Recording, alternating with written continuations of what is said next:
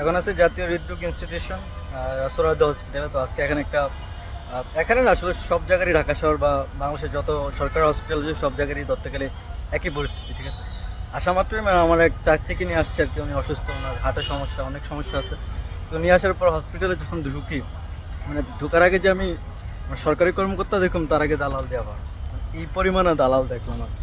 আর দালালরা তো যে সাহায্যের নামে যে ওনারা যে পার্শ্ববর্তী সামনে আরেকটা হসপিটালে আমার নিয়ে যেতে চাইছি, আমি ফার্স্টে যে এমন ভান করছি যে আমি কিছু বুঝতেছি না, ওনার সাথে আমি যাইতেছি।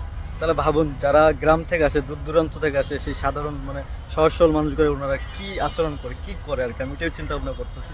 দালালরা সামনে কিন্তু আনসার পুলিশ যা আছে সব আছে, যে পুলিশের গাড়ি অলরেডি এই জায়গায় একটা আছে, ওই যেমন ঠিক আছে, পুলিশ আনসার গাড়ি অভাব নেই, কিন্তু ওনারা এগুলো যে দেখবে মানে সেই টাইমটুকুও নেই, বা ওনাদের কাছে যদি কোনো সাহায্য অভিযোগ দিই কোনো কাজ হয় না। মানে নির্বিঘ্নে যে সাধারণ মানুষ যে জনস্বাস্থ্য সেবাটা পাইবে ওইটাও শিওর করতে পারতেছে না। মানে 54 বছর 55 বছরে দেশের এই পরিস্থিতি।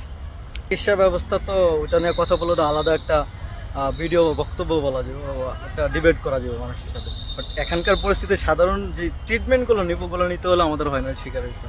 তার উপর তো স্টাফদের খুশি করার জন্য টাকা দাও, বা অন্যদেরকে টাকা দাও, হ্যাঁ, যারা কর্মচারী আছে তাদেরকে কত যে সিরিয়াল থাকলে একটা সিরিয়াল মেনটেন হয় না, কত কী আছে।